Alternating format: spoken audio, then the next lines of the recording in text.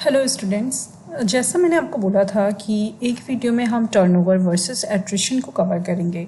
तो आज के वीडियो में हम टर्नओवर एंड एट्रिशन के बीच का जो डिफरेंस है वो समझेंगे। देखिए, अगर आप बहुत सारी बुक्स को रीड करिए तो आपने देखा होगा अक्सर कि कहीं कहीं पर तो टर्नओवर एंड एट्रिशन एक जगह यूज़ किया गया है, मतलब जहाँ पे एट्रिशन यूज़ करना चाहिए वहाँ पे टर्नओवर भी यूज़ किया गया है, एंड जहाँ पर टर्नओवर यूज़ करना चाहिए वहाँ पे एट्रिशन भी यूज़ किया गया है।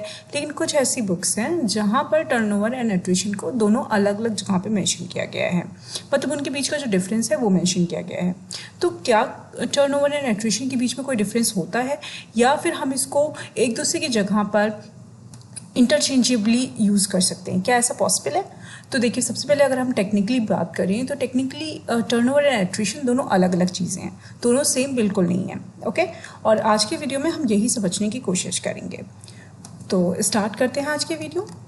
तो सबसे पहले हमारा जो टॉपिक है वो ये है कि हम दोनों को समझ जाते हैं कि टर्नओवर एंड एट्रिशन आखिर में है क्या। देखिए, टर्नओवर वो होता है जिस रेट पे एम्प्लॉय कंपनी से निकलता है और आप उसको रिप्लेस करते हैं। समझ रहे हैं? जैसे मान लीजिए कि आपकी ऑर्गेनाइजेशन है, वहाँ पर कोई पर्सन है, एचआर डिपार्टमेंट का हेड है, वो कंपनी से निकल गया। ठीक है, ऐसे में क्या है, बिना एचआर डिपार्टमेंट के हेड के आप कंपनी चला पाएंगे? नहीं चला पाएंगे। तो ऐसे में आपको उसको रिप्लेस करना होगा।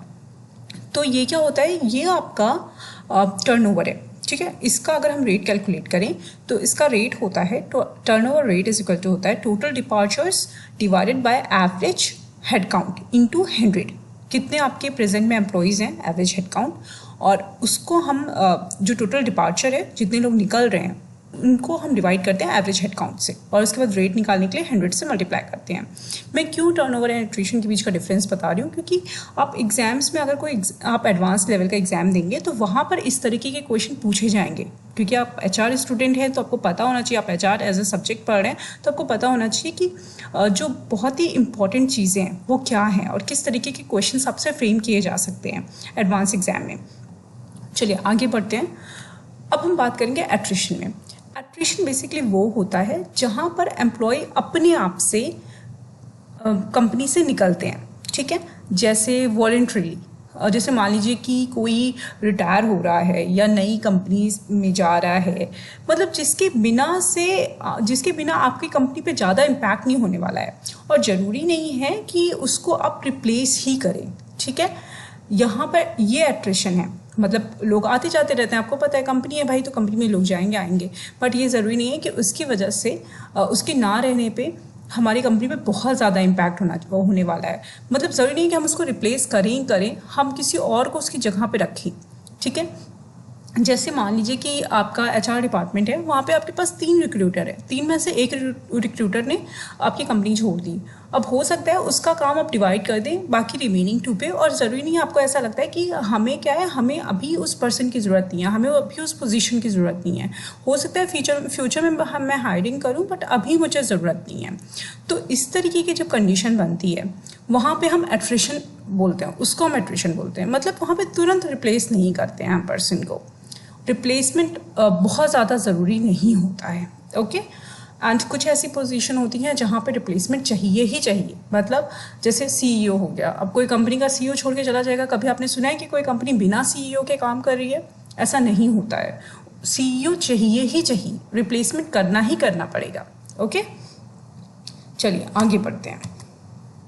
अब यहाँ पर क्या है, layoffs and restructuring events aren't voluntary so they can be considered attrition. ठीक है, अब यहाँ पे क्या है, ले ऑफ एंड रीस्ट्रक्चरिंग जो होती है उसको हम एट्रिशन नहीं बोलेंगे। मान लीजिए आपने लोगों को निकाला, ले ऑफ किया, रीस्ट्रक्चरिंग कर रहे हैं, वो वॉलेंट्री नहीं है, वहाँ पे पर्सन खुद नहीं निकल रहा है, तो वो एट्रिशन नहीं है। ठीक है, जहाँ पर पर्सन खुद निकल रहा है या फिर आप निकाला है, लेकिन क्या कहते हैं, वहाँ पे तुरंत रिप्लेसमेंट की ज़रूरत नहीं है, उसको हम एट्रिशन कहते हैं।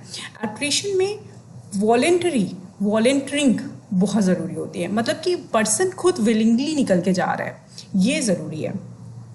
जैसे रिटायर हो रहा है, नई कंपनी के लिए जा रहा है, या अपनी ग्रेजुएशन कंप्लीट करने जा रहा है। ले ऑफ में क्या होता है, टर्नओवर में क्या होता है, जहाँ पे आप लोगों को निकाल रहे हैं और प्लस आपको उनको रिप्लेस भी कर रहे हैं। रिप्लेसमेंट बहुत ज़्यादा ज़रूरी है, ये आपका टर्नओवर होता है।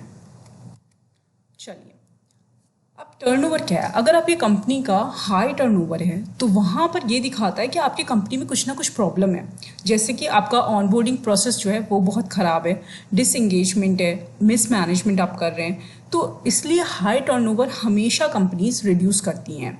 ठीक है, अगर आपका एट्रिशन ज़्यादा है तो इसका मतलब ये नहीं है कि आपकी कंपनी में कोई प्रॉब्लम है। ठीक है, वो एक्सटर्नल फैक्टर्स पे डिपेंड करता है। टर्नओवर क्या है? इंटरनल फैक्टर पे डिपेंड करता है। ओके, तो यहाँ पर जब भी कंपनी कैलकुलेट करती है टर्नओवर एंड एट्रिशन रेट, तो अगर एट्रिशन रेट ज़्यादा है तो वो बहुत ज़्यादा सीरियस प्रॉब्लम नहीं है, बट अगर टर्नओवर रेट ज़्यादा है तो इसका मतलब वहाँ पे प्रॉब्लम है और उसको हमें तुरंत रिजॉल्व करना होता है। ओके, अब देखिए मैं स्लाइड को बस समझा रही हूँ, आप पॉज करके वीडियो स्लाइड को पढ़ भी सकते हैं। अगर आपको और डीपली समझना है तो उसके लिए आप स्लाइड को पॉज कर लीजिए, वीडियो को पॉज कर लीजिए। आगे बढ़ते हैं। तो देखिए ये सारी चीज़ें हम समझे हैं कि टर्नओवर रेट क्या होता है, एट्रिशन रेट क्या होता है। तो यहाँ पर हमें ये चीज़ बहुत ज़्यादा इंपॉर्टेंट समझना है कि एट्रिशन एंड टर्नओवर इनमें क्या डिफरेंसेस है, और उसके साथ साथ रिटेंशन क्या होता है, रिटेंशन एंड एट्रिशन में क्या डिफरेंस है ये भी मैंने आपको समझा दिया। तो आई होप ये वीडियो आपको क्लियर होगी। Thank you so much, keep on watching and keep on learning.